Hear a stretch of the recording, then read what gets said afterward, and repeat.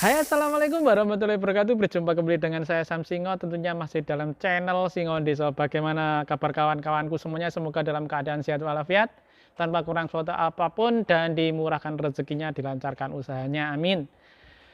Channel di Singo Desa kali ini akan memenuhi permintaan dari beberapa kawan-kawan yang melalui DM ataupun melalui komen-komen di YouTube saya bahwa banyak teman-teman yang menginginkan saya mengupload bagaimana memilih tips bagaimana memilih LPK yang bagus untuk belajar bahasa Korea. Sebenarnya banyak banget di YouTube ataupun di Google, searching di Google ya, itu banyak banget tips-tips memilih LPK yang bagus. Akan tetapi kali ini aku akan meringkas beberapa poin saja, dan sudah saya ringkas sedemikian rupa. Terutama yang paling utama kalian itu harus tahu bahwa penting banget ini LPK harus mempunyai badan hukum yang jelas. Jadi bukan LPK yang sekedar memberi pembelajaran bahasa Korea seperti itu. Jadi suatu saat apabila itu berarti betul-betul resmi tercatat dalam Ketenagakerjaan Republik Indonesia seperti itu. Jadi betul-betul LPK yang bukan abal-abal seperti itu. Terus kemudian selanjutnya adalah pilihlah LPK yang memberikan servis ke kalian, baik itu gedung tempatnya untuk proses belajar mengajar, ataupun apabila kalian jauh dari LPK itu biasanya disediakan tempat tinggal selama kalian mengikuti pembelajaran di situ. Setidaknya 1 bulan, 1 sampai 3 bulan dengan biaya yang sesuai dengan umumnya LPK sekarang. Itu adalah poin-poin yang betul-betul kalian harus tahu. Tentunya LPK itu harus memberikan rincian terpenting masalah biaya, mulai dari A sampai Z ya. Jadi harus jelas-jelas banget itu untuk apa dan bagaimana, prosesnya seperti apa, biayanya seperti apa, itu harus betul-betul dijelaskan di awal. Jangan nanti suatu saat apabila ada bla bla bla bla, ada pembengkakan biaya dan lain sebagainya yang tidak jelas seperti itu hindari. Terus kemudian jangan memilih LPK yang menjanjikan sesuatu yang pasti lulus, yang pasti berangkat, yang kapan berangkatnya, atau mungkin yang kenal dengan orang BNP 2 TKI yang akan betul-betul menjanjikan kalian akan berangkat apabila belajar di LPK ini dan lain sebagainya. Itu nonsense, itu tidak betul. Itu sudah contoh itu ciri-ciri khas LPK yang abal-abal. Betul banget. Jadi jangan pilih LPK yang seperti itu, menjanjikan yang muluk-muluk. Juga menyajikan gaji di Korea itu betul-betul sangat tinggi banget, ada yang 50 juta, 60 juta. Tapi kalian mungkin belum tahu bahwa di Korea itu ada juga gaji yang cuman basic dan lain sebagainya, seperti itu. Poin selanjutnya adalah kalian tidak dijanjikan paket-paket khusus yang memungut biaya yang tidak sesuai dengan prosedur BNP 2 TKI. Itu betul-betul kalian harus paham. Jadi mungkin ada dijanjikan jawaban tes soal dan lain sebagainya, dijanjikan pasti lulus dan lain sebagainya, itu nonsen banget. Jadi saya sudah pernah mengalaminya dulu, itu tidak betul banget. Jadi itu salah satu LPK yang tidak bonafit seperti itu. Jadi mereka memanfaatkan kalian untuk mengeruk uang dari kalian. Itu tidak betul banget. Jangan dipilih LPK yang seperti itu. Nah, poin selanjutnya adalah kalian harus tahu profil pengajar di LPK tersebut.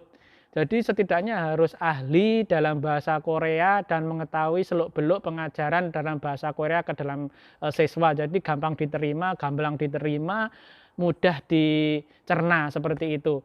Dan kalau bisa itu setidaknya sudah tahu seluk-beluk Korea, atau setidaknya juga sudah pernah tinggal di Korea. Itu malah lebih bagus banget. Banyak banget LPK yang pengajarnya itu ex Korea, itu juga lebih bagus.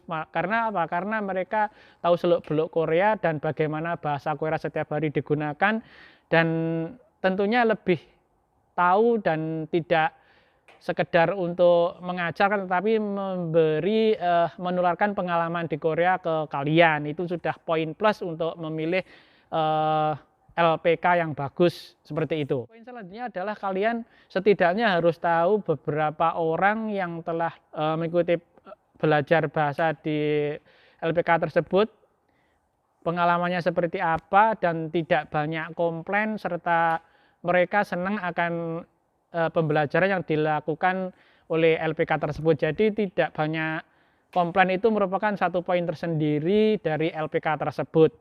Dan salah satu cirinya juga adalah banyak siswa-siswanya yang lulus melalui tes sektor manufaktur. Itu satu contoh LPK tersebut betul-betul bisa kalian pilih. Jadi bukan LPK yang abal-abal, setidaknya seperti itu. Nah, selanjutnya di LPK itu setidaknya memiliki alat-alat skill test yang dimana diharuskan untuk setelah tes bahasa Korea lulus itu mendapatkan sertifikat KLPT. Itu tes selanjutnya adalah skill test, yang dimana skill test itu harus juga lulus. Jadi persyaratan utama untuk ke Korea saat ini adalah lulus tes bahasa KLPT dan lulus skill test seperti itu. Jadi di LPK itu diharapkan memiliki alat-alat untuk menunjang skill test. Jadi kalian sebelum melaksanakan skill test itu kalian sudah tahu gambaran-gambarannya seperti apa. Jadi mereka betul-betul ingin kalian itu lulus skill bahasa ataupun skill testnya. Jadi itu syarat utama mutlak untuk berangkat ke Korea, tapi bukan, perlu dikasih tahu poin ini, betul-betul bukan tes bahasa dan skill test itu menunjang, akan tetapi bukan jaminan untuk kalian berangkat ke Korea, itu harus tahu ya. Nah, poin selanjutnya adalah ketika sudah mendekati ujian EPS TOPIK itu kalian diberi pemantapan atau tryout ya, yang betul-betul bahwa mereka itu dengan sungguh-sungguh berharap kalian itu betul-betul lulus dan memegang sertifikat bahasa Korea atau KLPT seperti itu ya. Itu salah satu contoh LPK yang betul-betul menginginkan anak didiknya atau murid-muridnya atau yang ikut di LPK itu betul-betul pengen mereka lulus bahasa Korea dan memegang sertifikat KLPT seperti itu. Poin selanjutnya adalah apabila kalian tidak lulus bahasa Korea itu biasanya ada paket khusus buat kalian di LPK itu yang menggratiskan kalian untuk belajar bahasa Korea lagi di situ sesuai dengan aturan di LPK situ, biar tes bahasa selanjutnya itu lulus. Itu biasanya ada jaminan seperti itu, ataupun bukan jaminan ya, tapi servis khusus buat kalian yang tidak lulus tes bahasa Korea tahun ini. Jadi untuk tahun kedepannya itu proses pembelajarannya itu kalian digratiskan seperti itu. Itu servis yang betul-betul memberikan nilai plus.